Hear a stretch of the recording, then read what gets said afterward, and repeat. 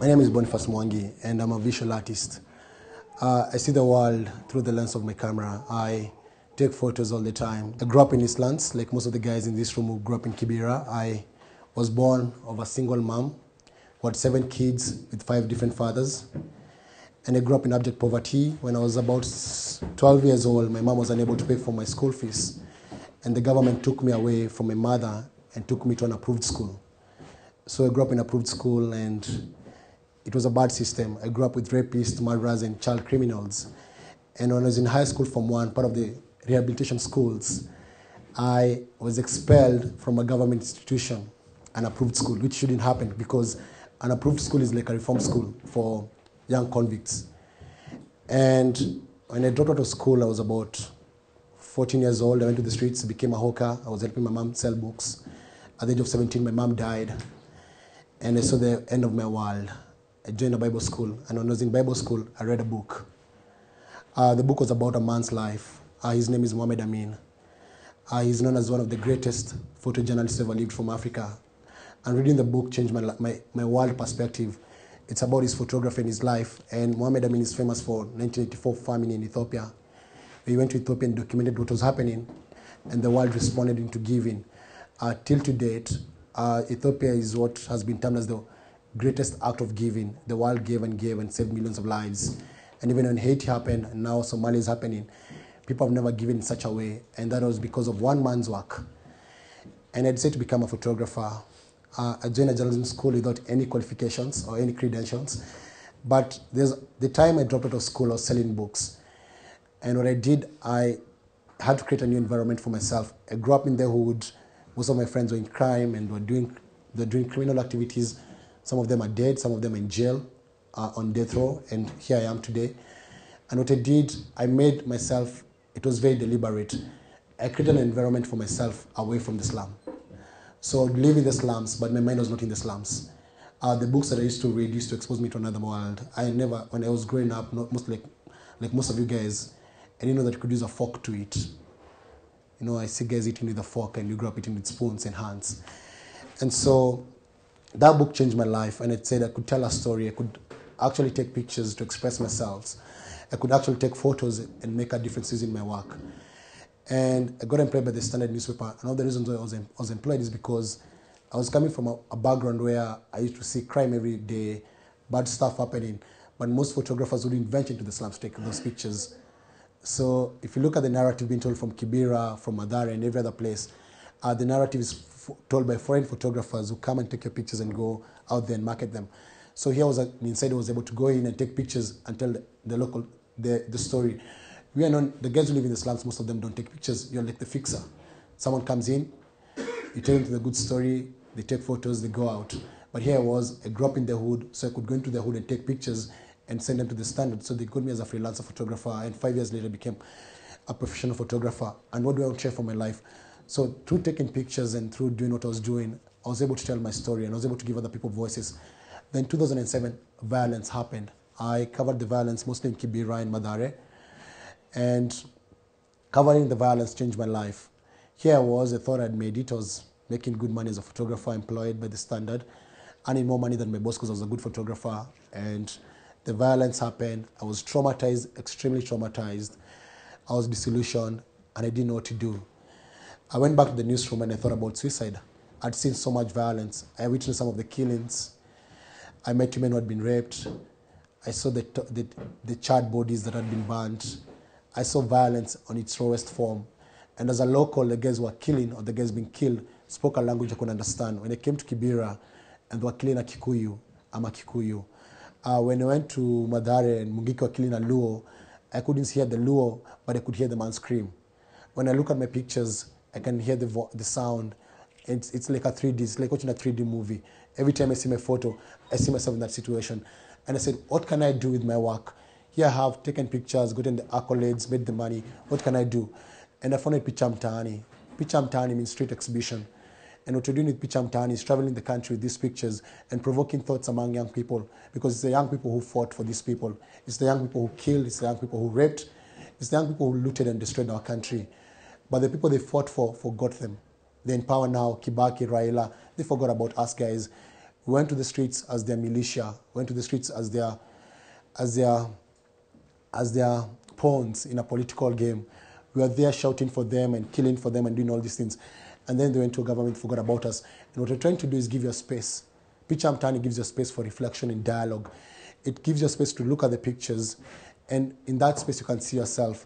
That if you do not prevent the violence from happening again, next time it will be worse. That if you continue being used by these politicians, when this country burns, they'll go to exile. Their kids don't go to our normal schools. I went through 844, even if I didn't finish high school and I didn't go to high school. I went through 844, and it's a useless system because they teach you how to pass exams. That if you can't pass exams, you're useless. If you look at the guys who pass class 8, you have the top students in this whole country. Then the newspapers track them 4 years later. They went to high school, they never made it. The guys who make it in Form 4 and the top students, they come out, they go to university, they never make it. So it's a system that just produces people who can't think for themselves. And the reality is that we have to think as young people, what can you do with what you have? Not everyone can take photos. Not everyone can sing. Not everyone can dance. But what can we do? What skills do we have that can be able to tell our story and tell the story and empower us?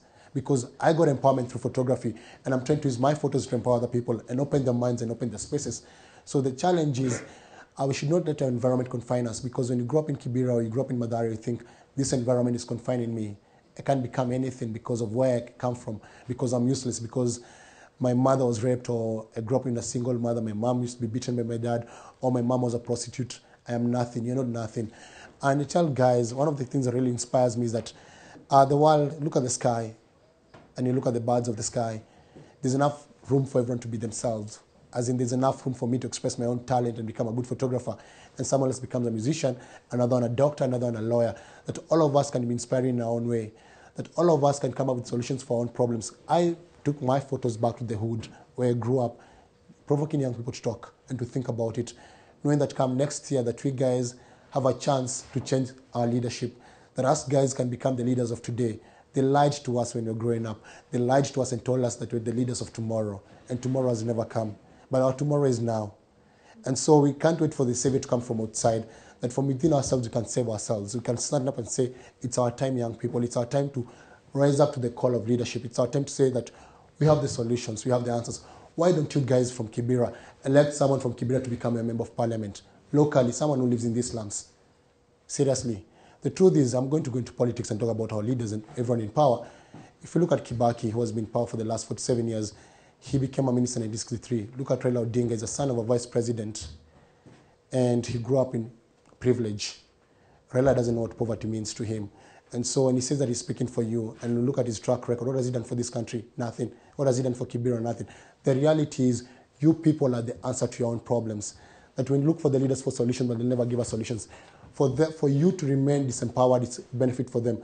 As long as you have slums, you'll have bad leadership, because those leaders use slums as a voting block.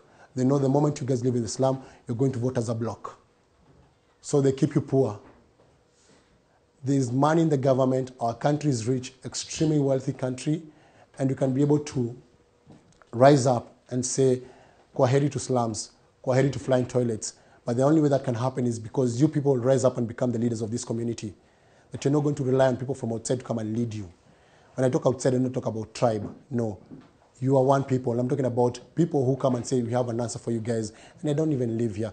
How can I come and give you a solution for what you don't, for what I don't? You see, like one of the things that has really destroyed our continent is the World Bank structural adjustments. They come and tell us what to do in our own country, and they don't even live here. What can't you tell you what you want to do where you live? So my call is, as we talk about passion and everything that you guys can be able to do and being empowered by telling your own story, is for you guys to come with your own narrative of how you want Kibera to be. And then you work towards what you want Kibera to be, or Madare to be, or Lavington, wherever you come from. Because we are not going to continue waiting for others to come and do it for us. We can't do that. Let's not complain about our humble backgrounds. Everyone has a story about their humble backgrounds. I grew up, my mom couldn't feed me. My mom, she had a lot of problems. We grew up 7 kids, all of us in different places. My sisters with my grandmother, another one with my auntie, another one with my uncle. Me, I went to a government institution. It's about choices. What choices are we going to make our country better? What are we going to do to ensure that Kibera is safe and cleaner? Because we're not going to expect the government to come and clean our streets. We can be able to organize every 1 week, the young guys in the hood, you pick up your takataka. We are not going to be silent when our kids are being sold into prostitution. When people come here to Kibera to get cheap sex, Kibera is famous for cheap sex and underage girls. We can't let that happen, because that person who's coming to do that cheap sex and underage sex in this community has a fixer. He has his entry point. Why don't you close the entry point? We know the criminals in this community. We know the guys who sell drugs to our kids. We know the people who destroy our community. Why can't you speak up? Because if you don't speak up, tomorrow you'll have kids, and that will happen to your kids.